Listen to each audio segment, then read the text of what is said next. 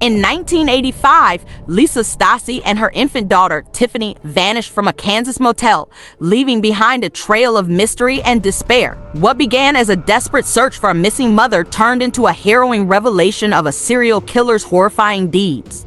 Discover how Lisa's tragic story unfolded, revealing a web of deceit, manipulation, and murder at the hands of John Robinson. Join us as we delve into the chilling details of Lisa Stasi's disappearance and the twisted mind behind it in this gripping true crime documentary. Stay tuned.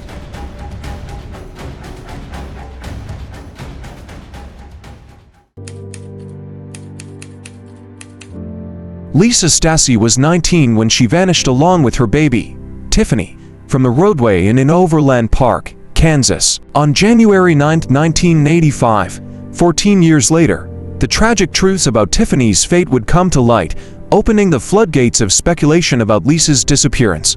What began as a missing person case turned into a homicide investigation involving a serial killer who thought he had misled the police for nearly 2 decades. Lisa married Carl Stasi, August 1984 in her hometown of Huntsville, Alabama. She gave birth to Tiffany the following month. Seeking stability, the couple moved to Kansas City, but their marriage soon fell apart. By the end of 1984, Carl had re-enlisted in the military and relocated to Illinois, leaving Lisa and Tiffany in Kansas City, where they moved into Hope House, a battered women's shelter. While at Hope House, Lisa met John Edward Robinson, who introduced himself as John Osborne. Robinson offered Lisa an opportunity with the Kansas City Outreach Program, promising her a job in Chicago, an apartment, and daycare for Tiffany. Lisa excitedly shared the news with her family, hopeful for a fresh start. In early 1985, Lisa and Tiffany checked into room 131 at the roadway in Overland Park. Lisa's sister-in-law, feeling uneasy, warned her to be cautious. On January 8, Lisa asked her sister-in-law to watch Tiffany.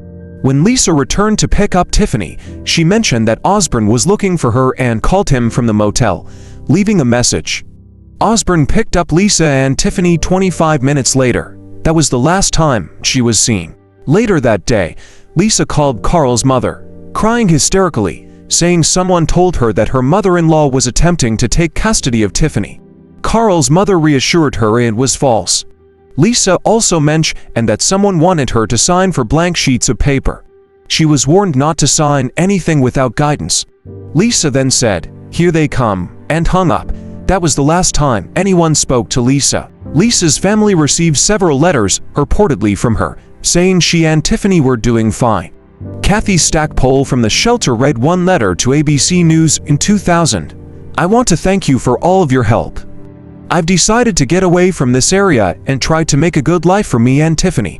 These letters turned out to be part of Robinson's deception. John Edward Robinson was born on December 27, 1943, in Cicero, Illinois. Raised by a disciplinarian mother and an alcoholic father, Robinson became an Eagle Scout and even performed for Queen Elizabeth II in 1957. Despite his early achievements, his life took a dark turn. He dropped out of the seminary, flunked out of junior college, and started a life of crime, including embezzlement and fraud. Robinson cultivated an outward appearance of respectability, becoming a Sunday school teacher, scoutmaster, and baseball coach. He also claimed to have joined a secret sadomasochism cult called the International Council of Masters. Under his guise of a church-going citizen, Robinson continued his criminal activities, leading to the tragic disappearance of Lisa Stasi and her baby.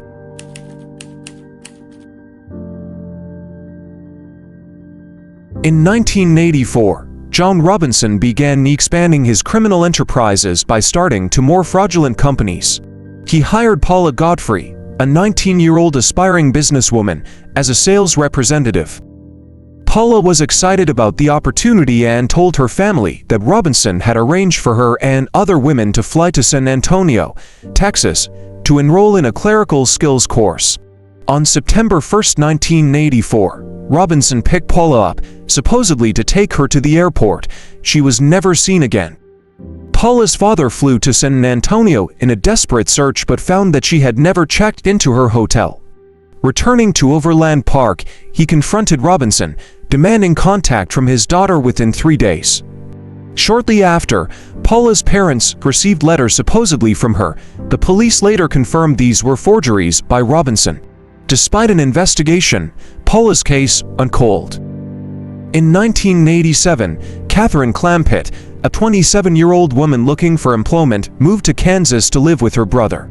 She responded to an advertisement for Robinson's management consulting company. Her brother found the ad's wording on, mentioning extensive travel and a new wardrobe. Robinson hired Catherine, and she often stayed at hotels for her position. When Catherine did not return home after leaving on June 15, 1987, her brother reported her disappearance to the police. Her case, like Paula's, grew cold. As the years passed, Robinson's methods evolved, and he discovered the internet, using it to find new victims. He set up multiple computers in his home and began trolling for women interested in submissive roles. Robinson became well known in BDSM online chat rooms under the moniker Slave Master, using the anonymity of the internet to lure women into dangerous situations. In 1999, Robinson met Isabella Luica, a 21-year-old art student and Polish immigrant living in Indiana. He lured her to Kansas City, promising an engagement and a new life. Isabella signed a 115-page slave contract, giving Robinson total control over her life. Despite paying for a marriage license, it was never picked up. Robinson's manipulative control over Isabel ended tragically, adding to his growing list of victims. Later in 1999, Robinson targeted Suzette Troughton, a 28-year-old nurse from Newport, Michigan. He persuaded her to move to Kansas City under the pretense of working as a caretaker for his elderly father, who had been dead for years. Suzette's mother, Carolyn, grew suspicious after receiving emails that didn't sound like her daughter. Her concerns were validated when authorities discovered Suzette's abandoned dogs, which she would never have left behind willingly. With Robinson already on their radar, police feared the worst for Suzette. Robinson's ability to forge documents and maintain a facade of legitimacy allowed him to evade detection for years.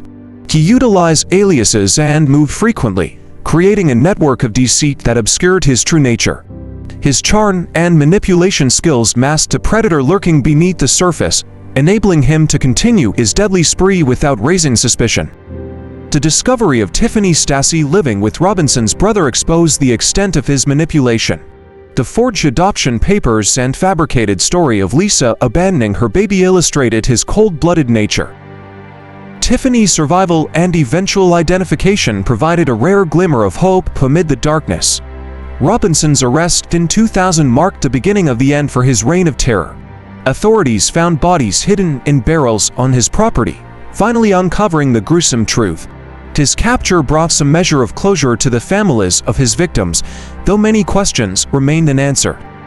The investigation into Robinson's crimes highlighted significant gaps in the criminal justice system.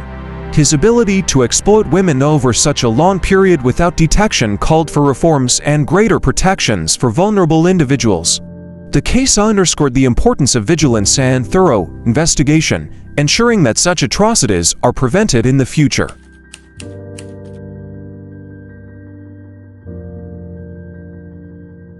Investigators were increasingly confident that John Robinson was involved in Suzette Troughton's disappearance and began monitoring his every move, including his trips to his 16-acre farm in Lynn County, Kansas. Officer Dave Brown provided Carolyn Troughton with a tape recorder to capture her conversations with Robinson. During one call, Robinson claimed Suzette had left with someone else to travel the world, dismissing concerns about her disappearance. Despite Robinson's reassurances, police remained suspicious, especially as they observed him bringing women from around the world and placing them in hotels.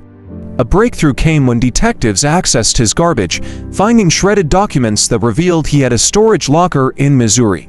This discovery led to a deeper investigation. In June 2000, Robinson was arrested on charges of aggravated sexual battery to women he had met online. This provided the impetus for a thorough search of his properties. Cadaver dogs led police to barrels on his farm, where they found the bodies of Suzette Troughton and Isabella Luica. Further searches at Robinson's Missouri storage locker uncovered more barrels containing the remains of Beverly Bonner and Sheila and Debbie Fate, Beverly was a prison librarian, while Sheila and her daughter Debbie, who had cerebral palsy, were a mother-daughter duo Robinson had also lured and killed. The grisly findings confirmed the extent of Robinson's monstrous activities. Police also discovered blank letters signed by Suzette Troughton and a photocopy of a roadway in receipt with Lisa Stasi's name on it in Robinson's house. These items connected him directly to Lisa's disappearance. Everything fell into place, allowing detectives to charge Robinson with multiple murders. In July 2000, investigators linked Robinson to the disappearances of Godfrey Clampett Stasi and her daughter Tiffany Stasi. The case took a dramatic turn when authorities discovered that Lisa's baby, presumed dead, was living as a teenager with a Midwestern family.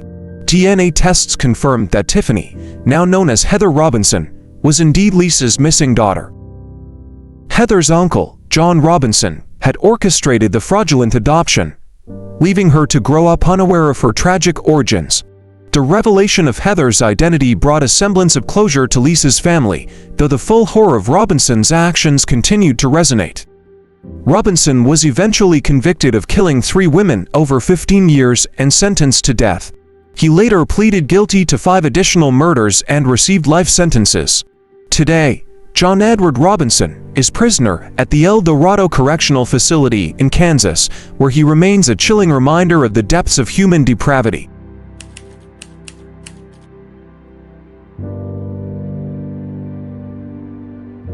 John Edward Robinson's psychological profile reveals a deeply disturbed individual with a chilling combination of charm, manipulation, and brutality. Born into a dysfunctional family with a disciplinarian mother and an alcoholic father, Robinson's early life set the stage for his later crimes. His ability to present himself as a respectable, community-minded citizen masked a dark and twisted psyche. Robinson exhibited classic traits of psychopathy, including a lack of empathy, superficial charm, and a manipulative nature. His outward persona of a successful businessman and devoted family man enabled him to gain the trust of his victims. He utilized his charm to lure women into vulnerable situations where he could exert complete control over them. Robinson's criminal activities began with financial fraud and escalated to abduction, sexual assault, and murder. His need for power and dominance over others drove him to commit increasingly violent acts. The meticulous planning of his crimes, coupled with his ability to forge documents and create elaborate deceptions, points to a highly organized and intelligent offender. The psychological profile of Robinson is further complicated by his involvement in a sadomasochism cult, where he claimed to be a slave master. This provided an outlet for his deviant desires and allowed him to exploit and torture his victims under the guise of consensual activities. His ability to manipulate online personas and troll for victims in BDSM chat rooms highlights his adaptability and cunning. Robinson's behavior indicates a profound detachment from moral and ethical norms. He viewed his victims as mere objects to be used and discarded, displaying no remorse for his actions. His ability to maintain a double life for decades without arousing suspicion showcases his skill in deceit and manipulation. The discovery of Tiffany Stasi, adopted by Robinson's brother, underscores the depths of his depravity. The fraudulent adoption and the cold-blooded murder of her mother, Lisa Stasi, reveal a man devoid of humanity. Robinson's ability to convince his own family of his fabricated stories further illustrates his manipulative prowess. Robinson's psychological analysis provides invaluable insights into the mind of a serial killer. His blend of charm, intelligence, and ruthless cruelty created a predator capable of inflicting unimaginable pain. Understanding his psyche helps law enforcement and psychologists develop better methods for identifying and apprehending individuals who exhibit similar traits, potentially preventing future tragedies.